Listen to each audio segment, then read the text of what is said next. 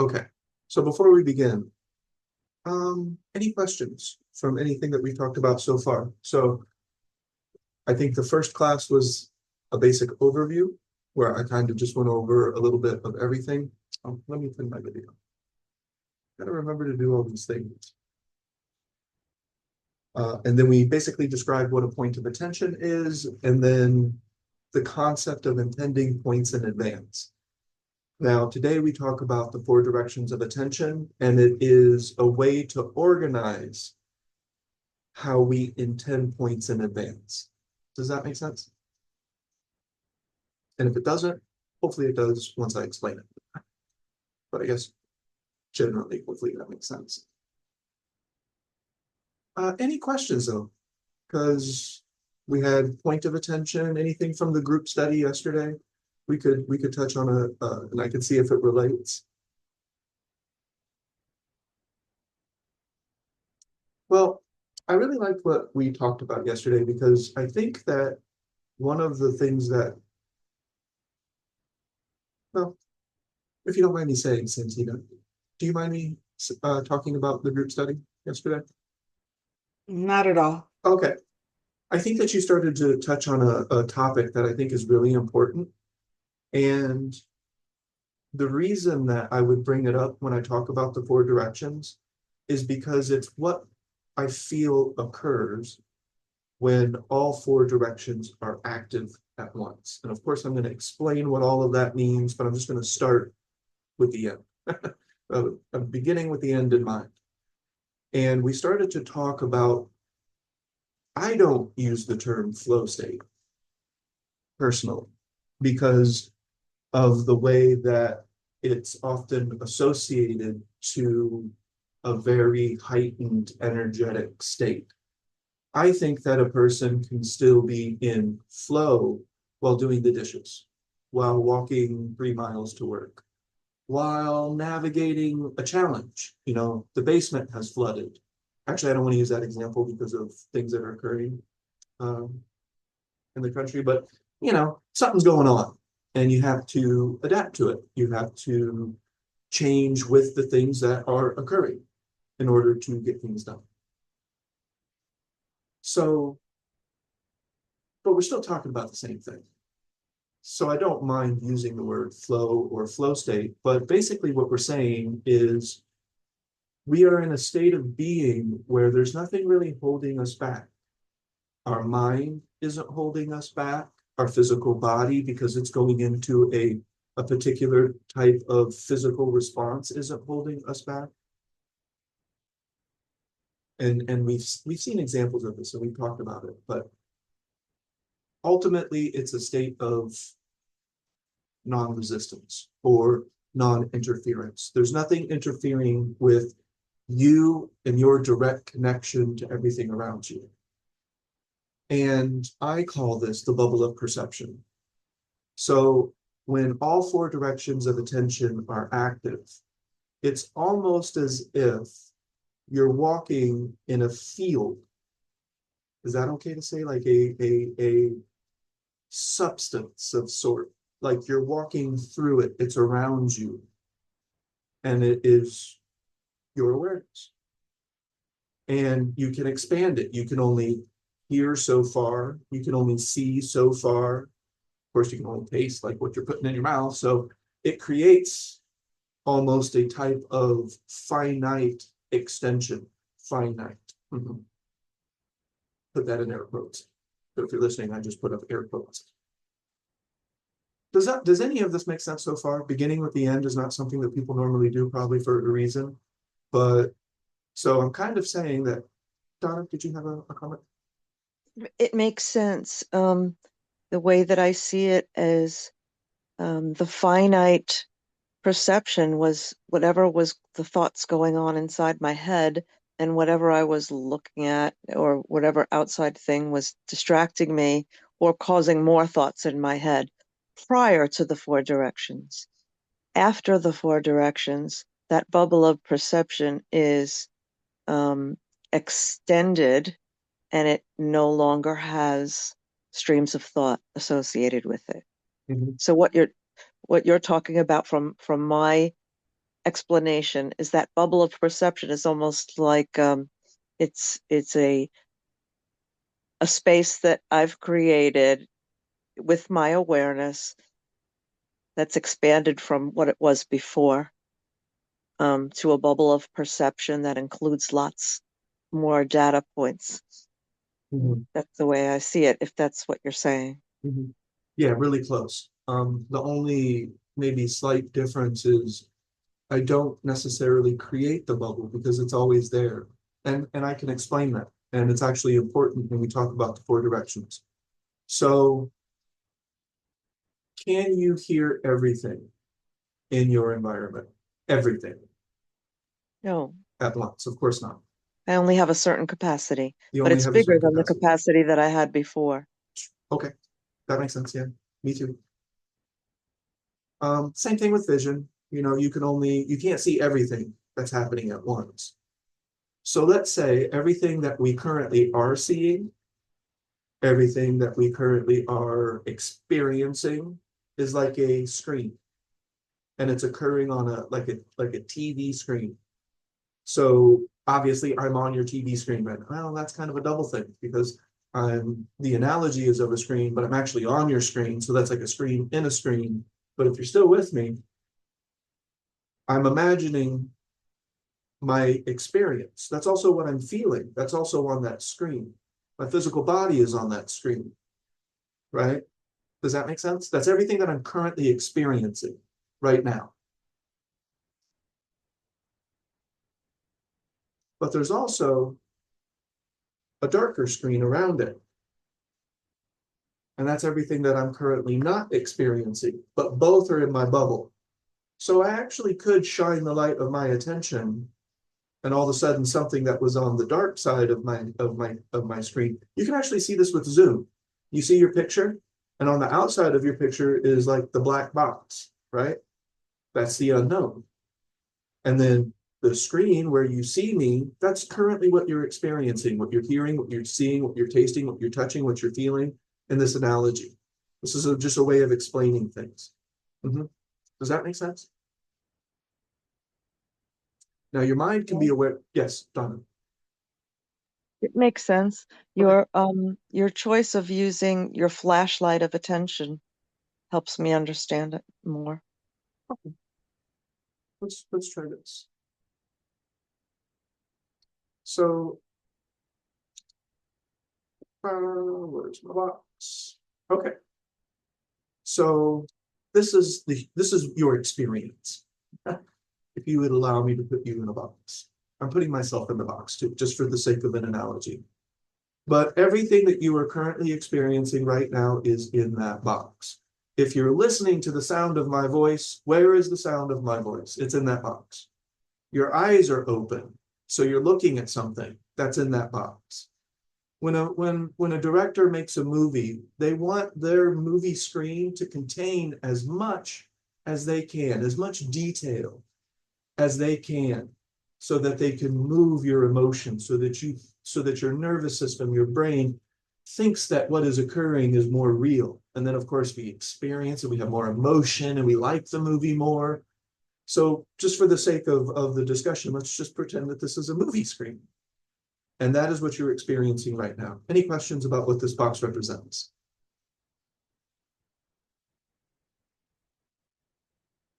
This is also the bubble of perception. Ah, my words aren't working. Where's my keyboard? Probably it's not working.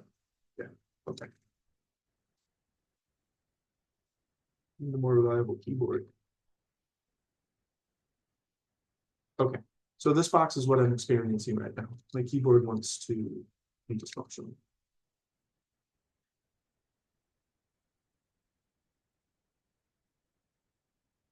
Now, outside of this box is still available to me because it's still, maybe it's under the bed, maybe it's inside the closet. I'm not currently aware of what's inside the closet directly because it's in the closet, the door's closed. So I don't really know. That's this box. That's everything that I currently am not aware of, but I could if I, as Donna pointed out, if I shined my attention on it. So this is the unknown. We can definitely explore the unknown. That's cool, right? Does this make sense so far? Yeah. Everyone with me? Yes. Okay. So what we're looking to do is we're looking to make everything that's on this screen a product of our, I think I'm using an eraser, ironically. Maybe. Yeah. We want to make this voluntary. We want what is on this screen to be something that we have chosen. Does that make sense? That's an important concept, and I don't want it to be confusing, but ultimately what we've been talking about this whole time is making what is on this screen of what we're currently aware of a voluntary act, as opposed to an involuntary habitual act, which I call the mind that's a leaf at the mercy of the wind. And in fact, if I were to draw that box, it would be smaller. You know, so if this is everything that we have available, which is the bigger box, like everything that's within my capacity to see, the more that I'm lost in thought, the box is like this big. That's my bubble of perception when I'm stuck ruminating, thinking about thinking, thinking about not thinking, thinking about this, thinking about that, thinking about them, thinking about myself. Our practice is designed to change that, change the dynamic. We start to point our attention, as Donna mentioned, like a flashlight, and we start to expand that square. And we do it with the 4 directions of attention. It's a guaranteed way that if a person does it, they can expand this square, and all of a sudden, this is a voluntary thing. The mind is where you have put it. The screen that you're creating is a purposeful, intentional process that you have willed into existence. It is not haphazard. It is not just following your biology. When you're hungry, you think hungry thoughts and you start to pay attention to your tummy and you start to look at food. All that's fine. It's still going to occur, but that's not this. This is my mind, my attention is where I have put it on purpose, deliberately, intentionally, and willfully in this moment. And how do I do it? I do it with points of attention. I intend them in advance. And I make sure that I'm engaging any one of these 4 directions at any given moment. And then now I'll explain what those 4 directions are. And remember, the more that you engage it, the more you expand that box. And in the box on the outside was the unknown. Notice that if the box is bigger, we know more, like we're more aware, you could say. It's not so tiny. I lived a lot of my life, and I think most people are living their lives with a very tiny box. Why do we care about the unknown? Because that's where we learn, that's where we grow. And plus, that's just what we can't see right now. So that's what life is about, creation and exploration of that unknown. Spoiler alert. That's what the human spirit is fundamentally designed to do. Why? Because we do it whether we like it or not. Every animal, every creature, everything that exists is fundamentally exploring the unknown, with or without permission. It is an intrinsic part of life in general. And of course, we have self-awareness. So as creatures who are aware of themselves, we can actually explore the unknown in a more deliberate fashion than, say, a snail could. Nothing against a snail, and I don't know for sure. Snails are probably aware creatures. But I don't know if they're, if they got it like we do. Maybe they do. I can't say for sure. Okay, so any questions so far? Does that make sense, Santina? That's a good question. Why do we care about the unknown? It Because just se- yeah, mhm, it just seems when you're in the box and everything mhm, is all right and feeling good and peaceful, mhm. that's where your attention is, that you forget about the unknown at that time. But I guess that's where you allow creation and the new ideas, and that's the unknown Exactly. coming into your box. Absolutely. Hmm. Every creative thought you've ever had, you didn't know you were going to have it a moment before you had it. Right, It it right. it, it emerged from the ether. Hmm. I say the ether, but it came from spirit, it came from mind, it came from body, but it also came from all of your experiences so far. Hmm. That's Very cool. the web of everything.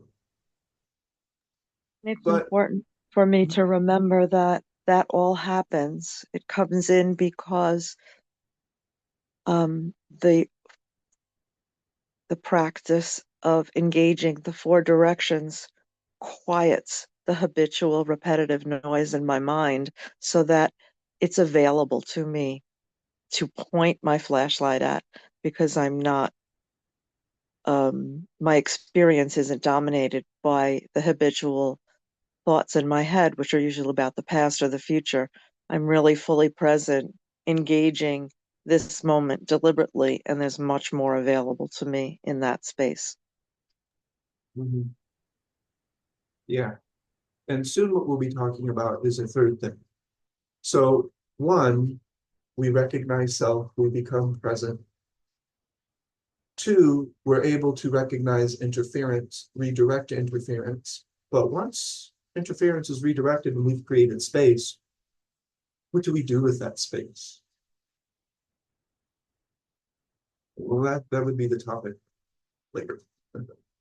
Because first we have to be able to create the space reliably if we ever want to really interact with it and find out what happens when we engage this space with intention and will.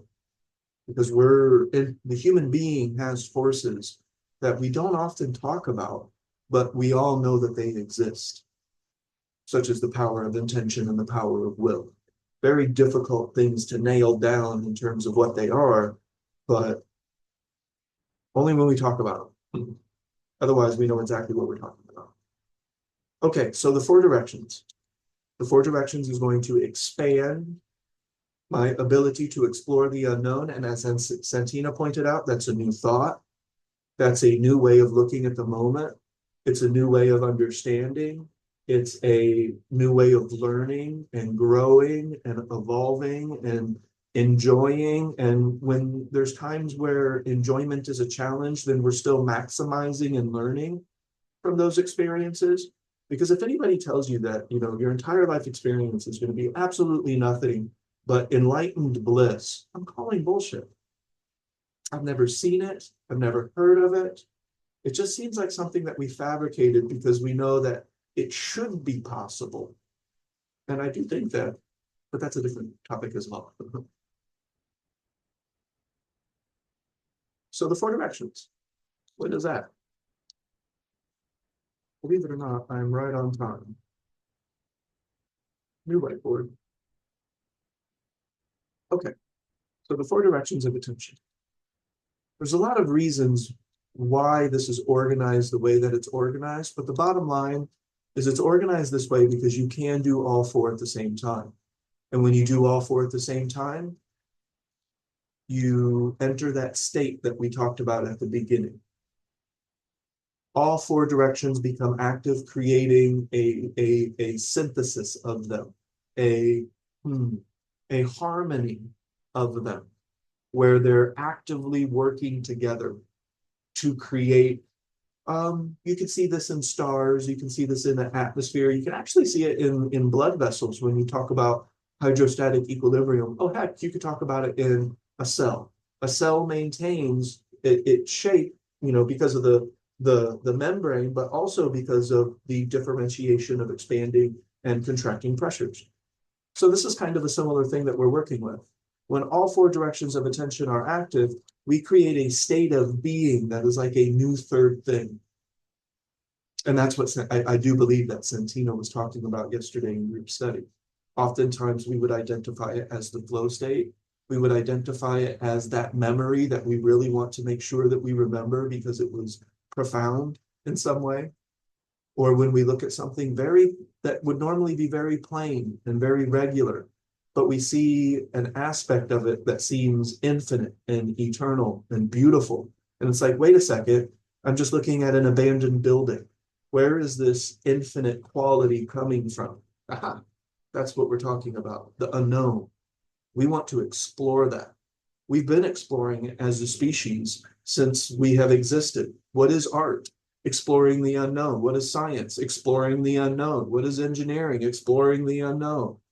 What is repetitive, habitual thought that is not making me feel well? That is not exploring the unknown.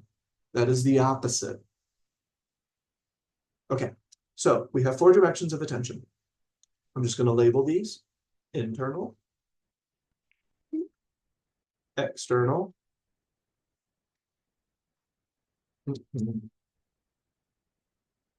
breath,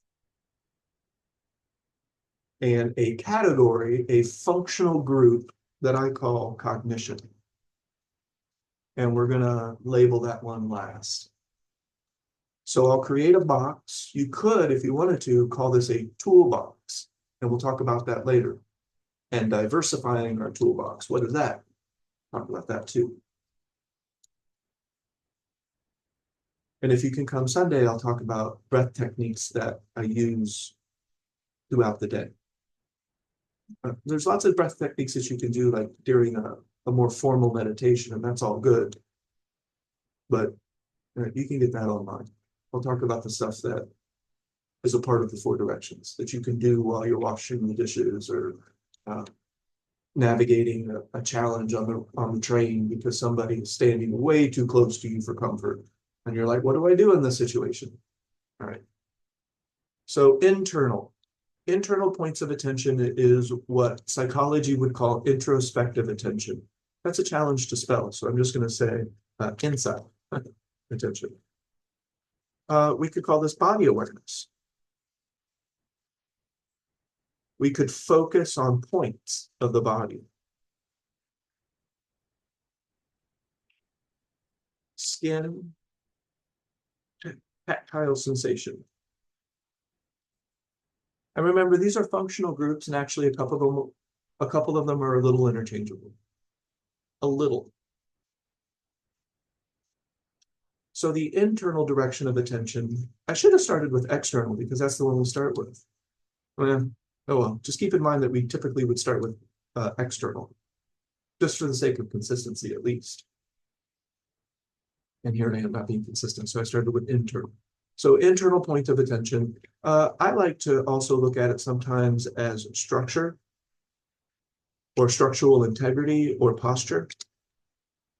So if I'm aware of my body position in terms of how I'm sitting, how I'm standing, how I'm walking, I consider that all internal.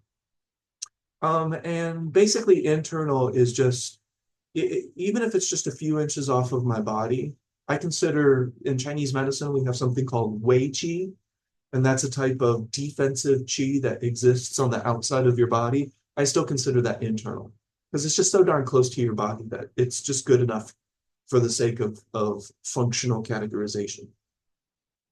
So with that in mind, any questions about what I'm calling the internal direction of attention? And I intend to get very specific, but for the sake of the time that we have, I can't get specific on every single, specific point of attention that we can intend in advance. This is the general directions and kind of what we're looking at when we do this practice. Because if I got specific, I like to make acupuncture points on my body a point of internal attention. And actually, I believe that may have clinical applications. But the biggest thing I run into when I talk about that is, Ernest, you're never going to get somebody to pay attention to LI4 long enough for it to activate. And I'm like, well, maybe I can. Maybe there's a way. That's a drum roll. Any questions about the internal direction of attention? Does that make sense?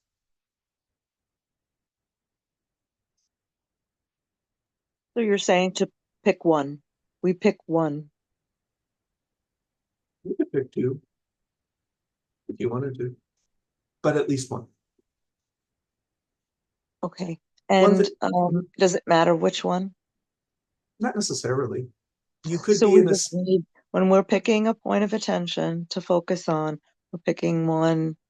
And I remember in the beginning for me, I call it the lowest hanging fruit, the easiest one for me to focus on that I'll yeah, be able to hold that's a good and idea. maintain for as long as I can until I get really good at it. I'll Yeah, pick the easiest one. yeah, yeah. Eventually, the easiest one becomes it's like the end table in the living room. You forget to even look at it. And so I have to pick another one because Mhm, it's new and it will help me stay focused on it. But in the beginning, I had to pick the easiest ones. mhm. That makes sense. Yeah. The best exercise is the one that you're going to enjoy and the one that you're going to do consistently. So in regard to the direction of, or the specific point of attention that we would use in this direction, as Donna pointed out, it's the one that you're going to enjoy, the one that you're going to be the most likely to remember. And that's just helping you to establish and elongate. You really have to diversify. And so Donna said, does it matter which one? And I say not necessarily, but you may find that certain ones work better in certain situations. And that will be also another topic that we would call maybe segmenting or maybe preparing for areas of our day or experiences that we know could be more challenging. And I hate this denial thing that exists in the world where we pretend where we have no challenges in life or that that's an attainable thing.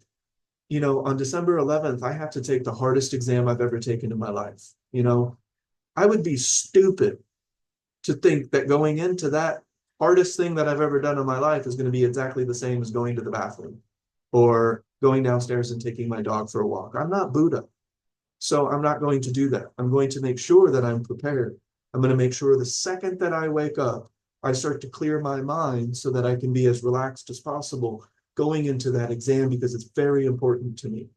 It has a lot to do with my impeccable intent and my act of will, and it must be done. You see what I mean? So we can actually, and this is also something that relates to what Santina was talking about yesterday, we can actually determine the strength that we pay attention to each direction. So I can be aware of all four, but I can also put extra attention on one of those four, or maybe even two of those four, or linking them together, as we'll talk about later, how you can link directions. And now you have one technique that's hitting both. That's getting fancy. Let's not get too fancy in the beginning, but that is all something that you can do. Does that make sense? It can be very situational. Sure, we learned how to balance, but balance doesn't have to mean equal parts of everything. It Exactly. can Yeah, be a lot of one and a little of another, or like a absolutely. recipe. Yeah, it's Yes. just about balance and how we find that balance is going to be very individual Mhm. and change from moment to moment. That's okay. Right. Yeah, and as I'm about to show you, we have external points of attention. Like when I go out into a forest, I probably want to increase some of my points of attention in the external direction because I've never seen this before. I want to look at the detail in that moment. So, but I'm not going to totally disregard my own body. So I'll still have body awareness, which is the direction that I just explained. And so we do have some freedom to create how we want to with these directions because it's our life, it's our attention. We get to create what we want. I can't tell you what to do with that.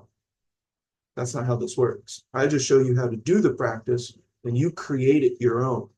You have to. You can't do the practice the way that I do it. That makes absolutely no sense. I mean, unless you can't. I'm not even going to create some fictional example that's ludicrous because you cannot do my practice the way I do it. But you can follow the exact same principles and the exact same format because it works.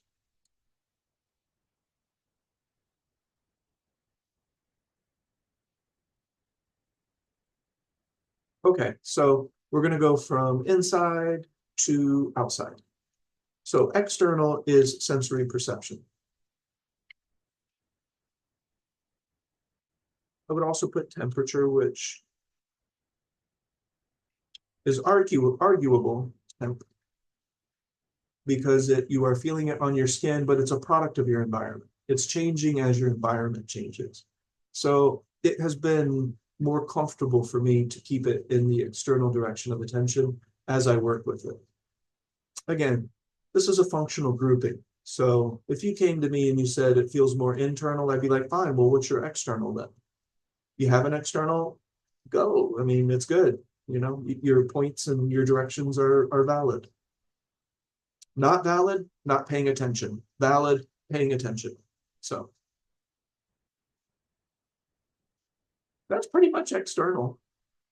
We could say proprioception, but I like to, I think that's more of a linking between internal and external. And that starts to create your bubble of perception, by the way, which is what we started talking about at the beginning of the study.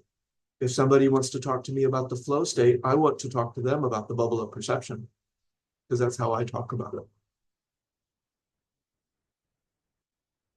So external points of attention, vision, what I see, what I hear, what I taste, what I touch.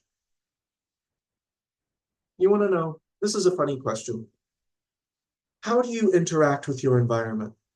And I don't mean, I mean output. Like, how do you interact with your environment? If I'm just listening to you, I'm not interacting necessarily. I mean, I am, but I'm not. We could get very technical, but just in a general sense, how do you interact with your environment? What do you do?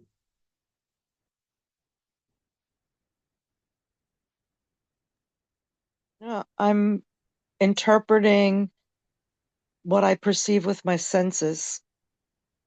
Interpretation is an inside job. Okay, then I'm talking. Talking is one, I would say. You're sending out a vibration into the air, and you're doing that for the sake of communication. And moving. Moving is one. And how do you move? You have to undulate your body with your feet and your hands and stuff, right? Right. Taking things in. Let's see. That is input. So maybe that's a different thing. Maybe that's the input, not the output. So taking things in, now that's interesting. But no, we needed to get here, Lauren. That's exactly where I wanted to go. So what you're seeing, are you actually, is your vision going out to the object? No, you're receiving Ah, reflections of light. so you're receiving reflections of light. Right. Are your ears, is there some force that's going out to the thunder? And that's how you hear thunder? Vibrations are coming into your Ah, ear canals and you're perceiving those. okay. So in the way that we're talking about it, that we're not really interacting with that thunder is interacting with us. And of course we could get technical, and then the interaction is always a two-way street, but let's just keep it general for our thought experiment. Okay, so sensory perception is fundamentally input. Can we agree on that then? Okay. One of the most interesting things, though, is that our attention is a very subtle form of output because we know that it interacts with the environment. So your hands interact with the environment, but your eyes don't, unless it's your attention, which of course we're sight dominant. So pretty much everywhere we're looking, our attention is following. So although the light entering our eyes is input, our attention on what we're seeing is output. Our attention is going out to meet it. And that's a form of interaction with our environment. So believe it or not, one of the main ways that we can interact with our environment is with attention itself, not just with our arms and legs and body and the air that we push out to communicate with one another. Attention itself is one of the primary ways that the human being is meeting the environment out there. And that is a part, that's a theory. We can test that and we can recreate those experiments currently. So I can talk about it. If it gets upended and stuff like that, then I won't talk about it anymore. But that's how science works. Does that make sense? Or did I It just, makes sense, and I never thought about it that way well, there you until go. this moment, and I've been practicing this for years. So yes, it makes sense that the perception with our senses is an internal Mhm. its input coming in, but our attention on it is where we meet it. Bingo. In fact, if we wanted to get even more technical, your perception of it is actually a chemical experience. Right. And Never if thought you about it that way. and if you really wanted to get even more technical, which happens first, the experience or what encourages the energy potential in the axon? Uh, I don't know what happens first. I think it's a simultaneous thing because It can't be. I've chosen it. It can't be. The impetus has to be before. The only answer is that, and this is my favorite answer, is that what precedes us. This is a little bit of a tangent. I'm going to get right back on track. We'll be done by six. This is a larger topic, so I was going to allow for about 50 minutes. And then I just forgot what we were saying. Oh, so You're good. talking about meeting the moment with our perception.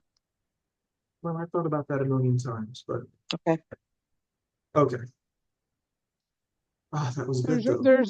There's a quote that comes to mind when you're talking about this stuff, and I'm Mhm. not sure whose quote it is. When you change the way you look at things, the things you look at change. Is Exactly. that is that Yeah, relevant? yeah. It's relevant. It's a poetic way of looking at it. Ah, but Santina brought it back. Which came first? That's way too technical. But let's say that you want to raise your hand, right? You have decided to raise your hand.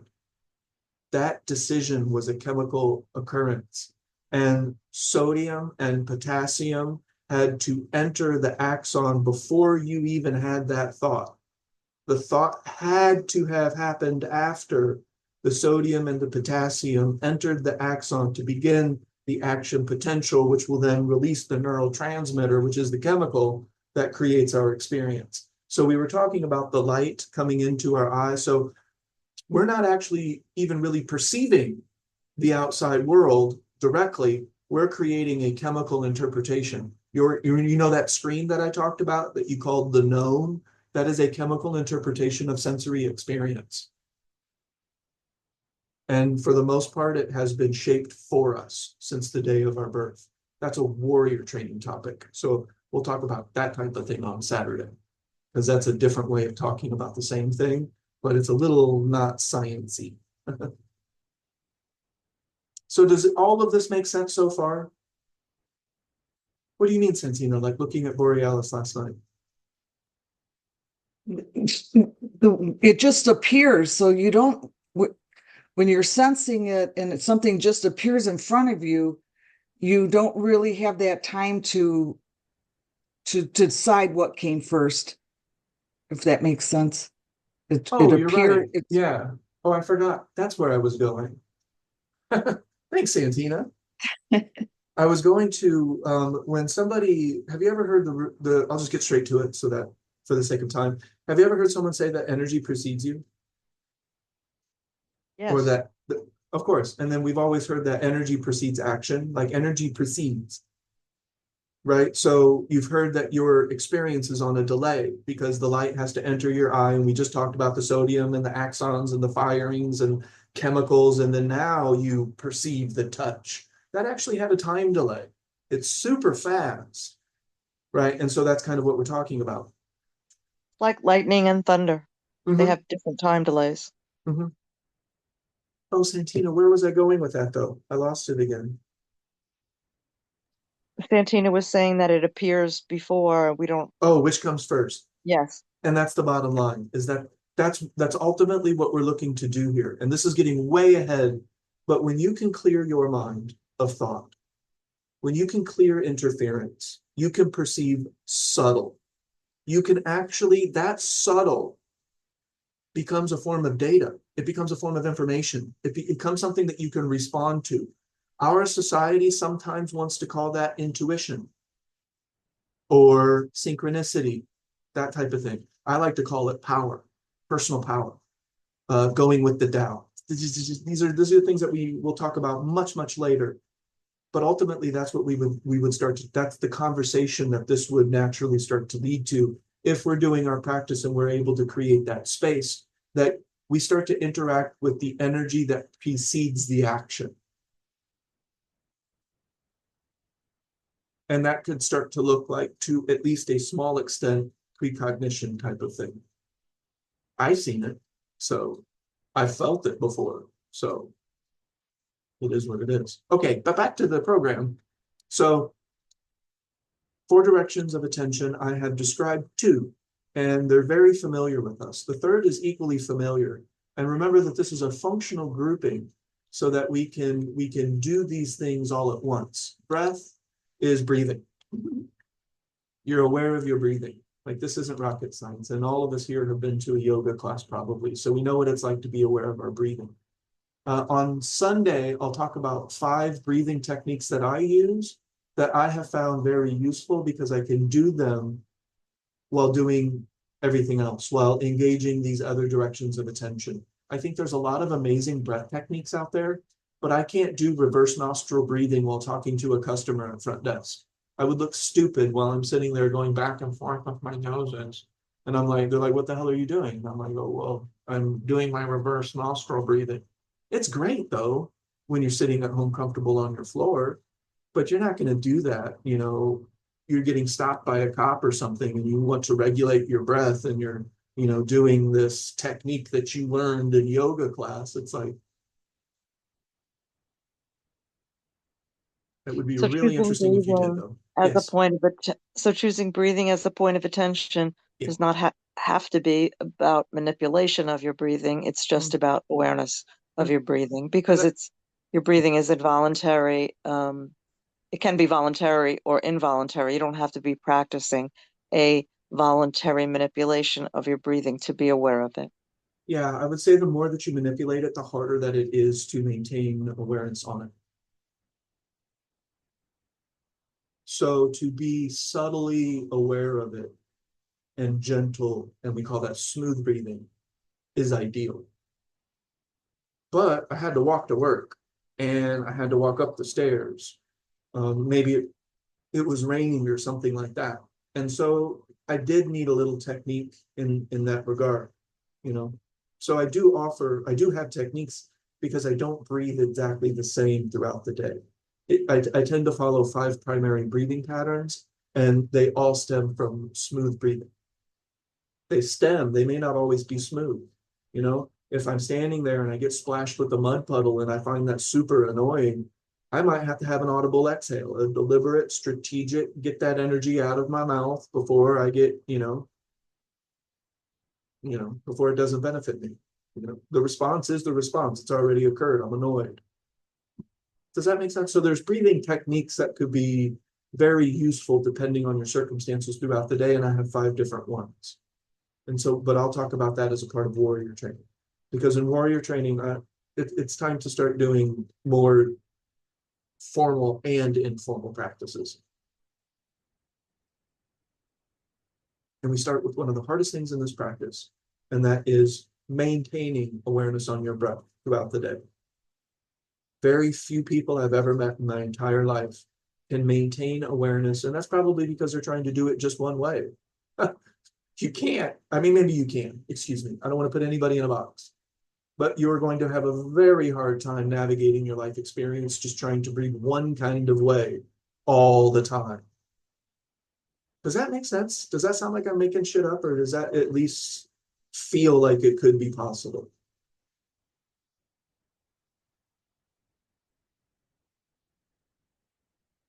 It feels like it could be possible. Okay. We have a vote. Shane says, of course, that's 2. I need at least 3 to continue. Okay, there's 3.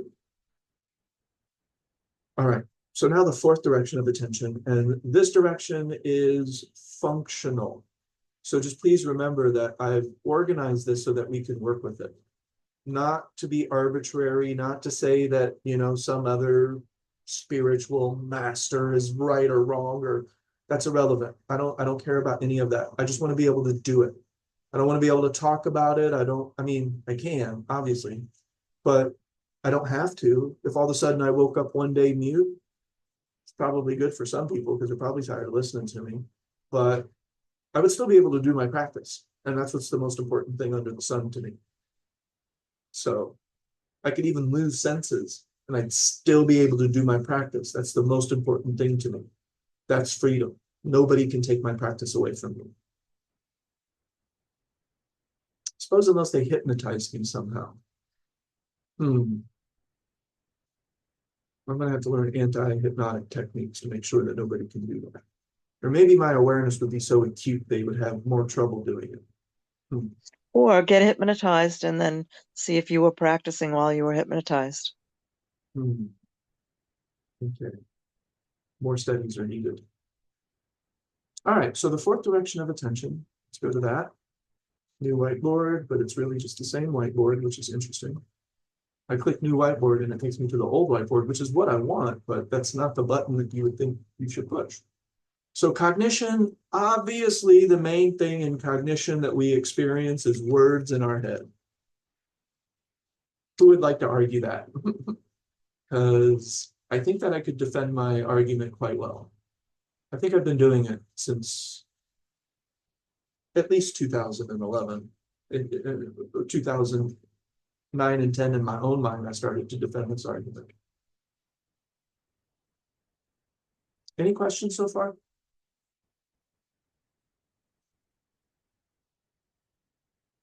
But there's so much more in cognition. Oh my gosh.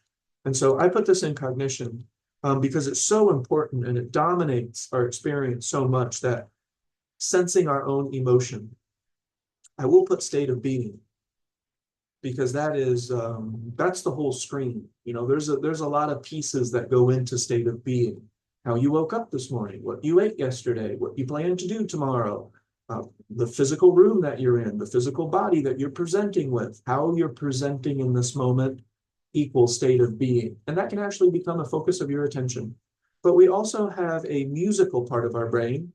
So I'll put that there. Has anybody noticed that music does a really good job of calming your mind when you want it to? That's weird.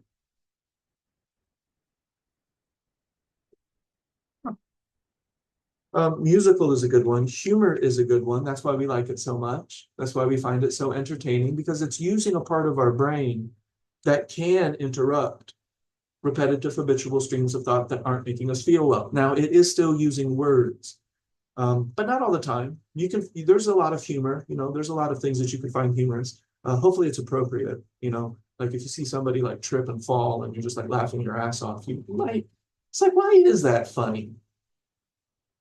I always asked that when I was a kid. I was like, why is this funny? It looked like that shit hurt, and they may actually need medical attention. Why are we laughing about that? But I couldn't question it because then I would get bullied even more. Even when I was young, people didn't like you questioning the status quo. Okay, emotion, state of being, the musical part of our brain, the humor part of our brain. You know how to access these things. And you can actually, to some extent, hold that throughout the day. That's an advanced topic, but you can hold humor throughout the day. You can have a humorous edge to your bubble of perception where you just kind of, it's all just a little bit silly. You could. That's not my favorite place to be, personally, because I'm earnest, but it's there if you want it. Now, my favorite, and this is the one that I'm going to make the most recommendations towards, is imagination. And I do mean two ways of looking at imagination. You could be daydreaming, or you could be superimposing over the present moment. And that means I'm imagining rainbows like falling from the sky right now. And I actually did. And that's not earnest. So setting up a mood would fall under cognition, yes.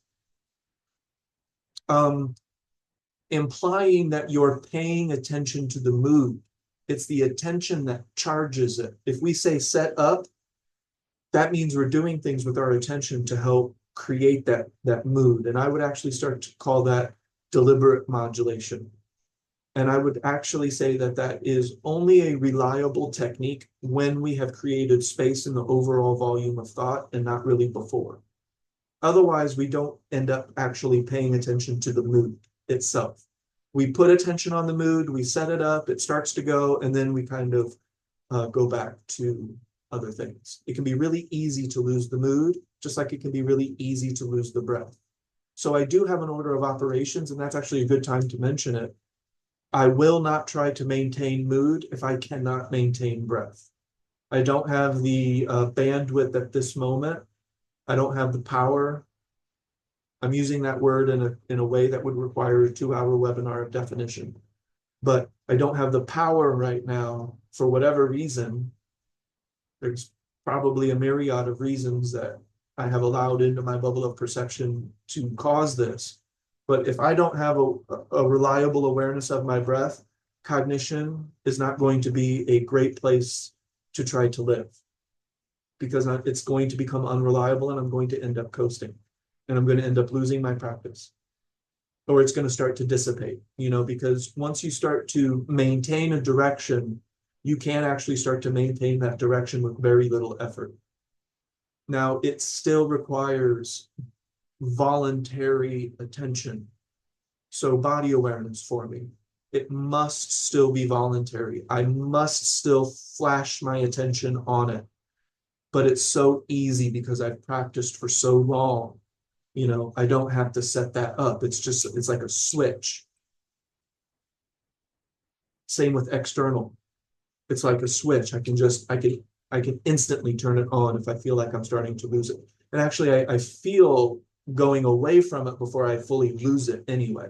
So I can feel myself going away from body awareness, and it feels crappy, and I hate it. So I feel it right away, and I don't lose my body awareness. It's the bottom line. You will never drop out of the sky and say, "Hey, Ernest, where is your body?" And I'm not going to have an answer for you. It's just not going to happen. And I have to assume that that will happen with all 4 directions, but I'm not going to lie to you and tell you that I have all 4 directions to that extent. I don't. I lose my breath attention usually is the one that I lose first. And if I lose breath attention, then I had already lost cognition attention. Is that fair? Does that make sense? And in your experience, wouldn't you say that maintaining your breath is a little bit probably more tricky than maintaining awareness of your body itself?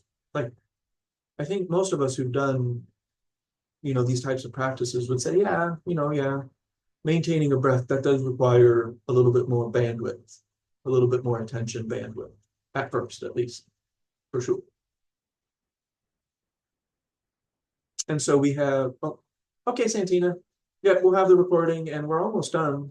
Just a quick review is that we have 3 things that we're looking to do with these directions: establish,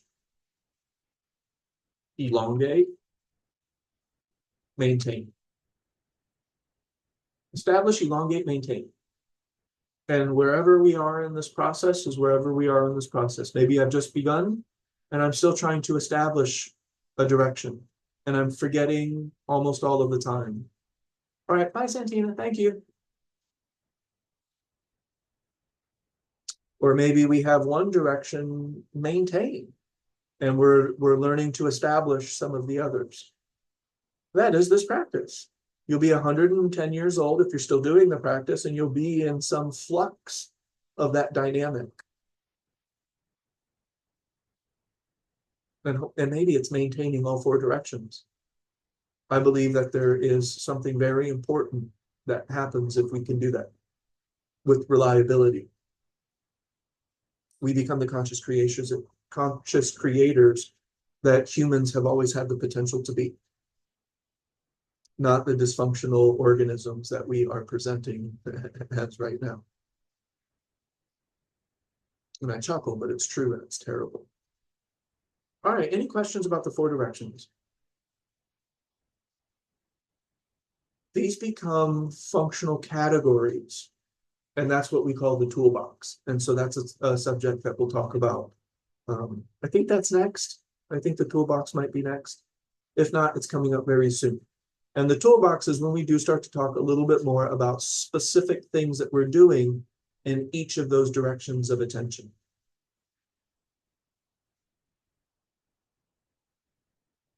All that makes sense?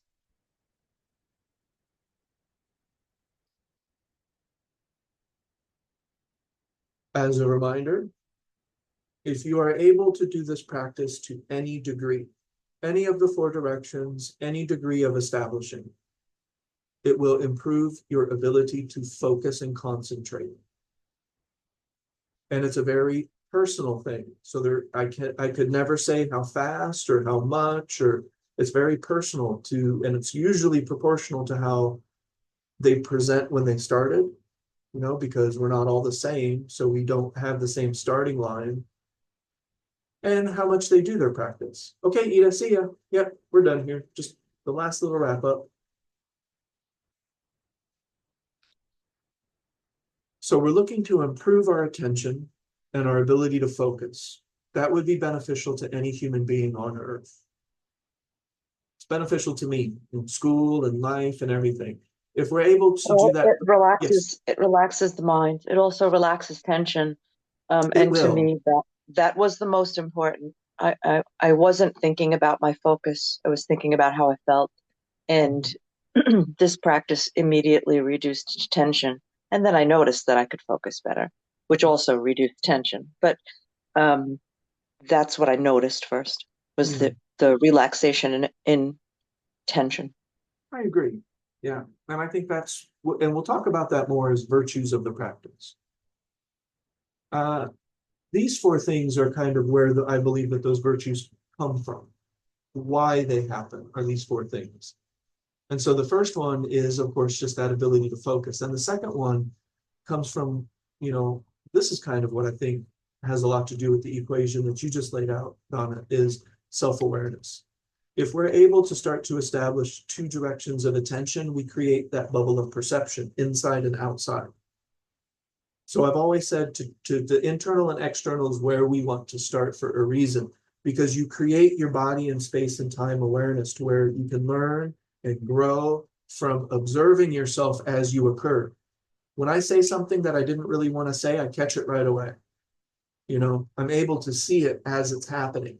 When I say something that's a part of an old pattern, when energy starts to come into my mind, that's some old thing that is related to my past. Because I'm aware of myself, I'm able to catch it sooner. Without that self-awareness, I would probably only notice it once it starts hurting. It's like, my fucking stomach hurts. And that's probably because I've been holding tension there from emotion that I'm unaware of.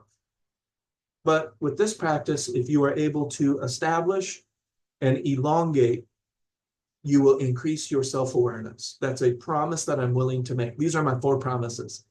Promises. Okay, so self-awareness is the second one. And we'll have to delete that we'll cut my singing out. That was bad. We'll have to cut that out. Shayna's doing editing, so. Definitely staying it. Yeah, we'll practice your editing skills by making sure that doesn't make any type of public dissemination. So self-awareness, and that's the second thing. Any questions about those two? About to get out of here. So with breath, if we're able to maintain the breath direction of attention, I'm just going to say bottom line, we will no longer be bored or otherwise at odds with the present moment, where we can start to elongate it because we'll start to finally feel peace. Some people have no idea what this even really feels like. Some people do. But to be able to generate it reliably is something that is incredibly important. And I think it's what monks for thousands of years have wanted us to really find our way towards, is a mind that is not at war with itself. Well, how could I be? I have so much self-awareness and so much breath awareness. It just doesn't make any sense anymore. If we're able to reliably establish and elongate the cognitive direction of attention, something else happens. We are able to basically stop. Well, I don't want to say stop. We are able to interrupt internal self-talk. I am willing to make that promise that if we can, and this implies that we have 3 other directions active. This is an order of operations. I want to make that implication clear.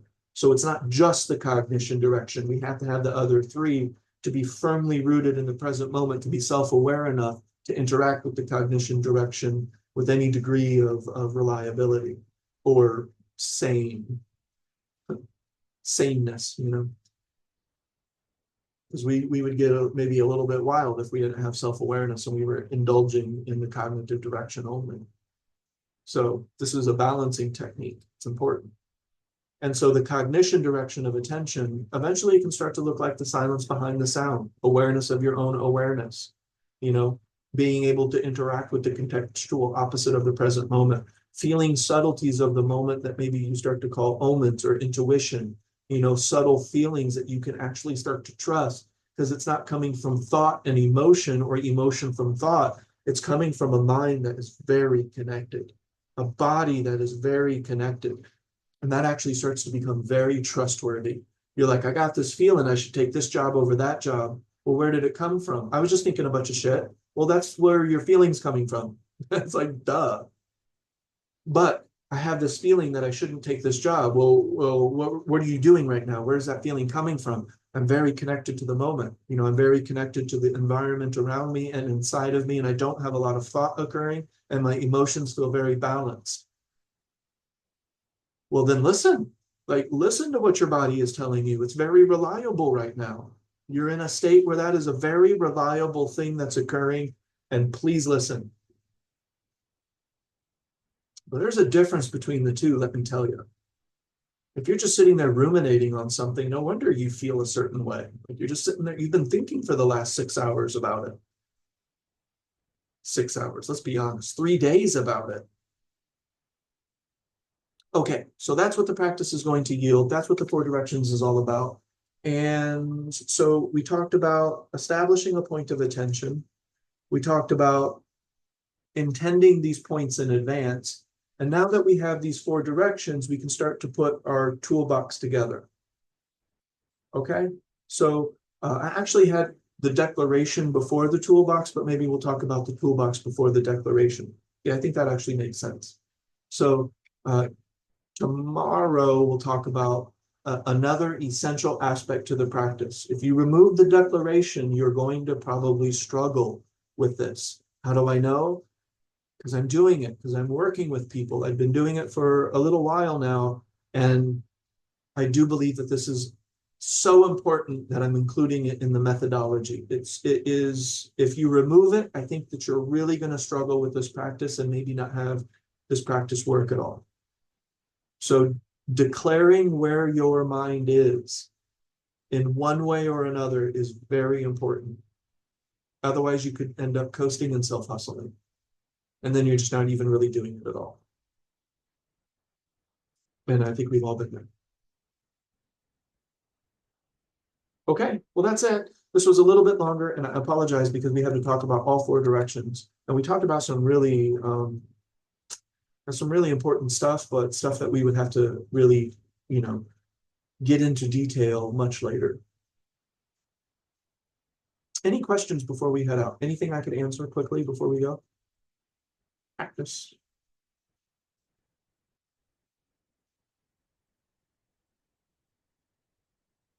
Okay, points of attention, intending those points in advance, and intending those points into the 4 directions. That's what we've talked about so far. All right, so I'll see you tomorrow. If you can make it, tomorrow is Saturday. And so Saturday we'll do same time, 5:30. Or yeah, 5:30. All right, well, thanks for hanging out, and I'll see you tomorrow if you can make it. All right, bye everyone. Hi. Thank you.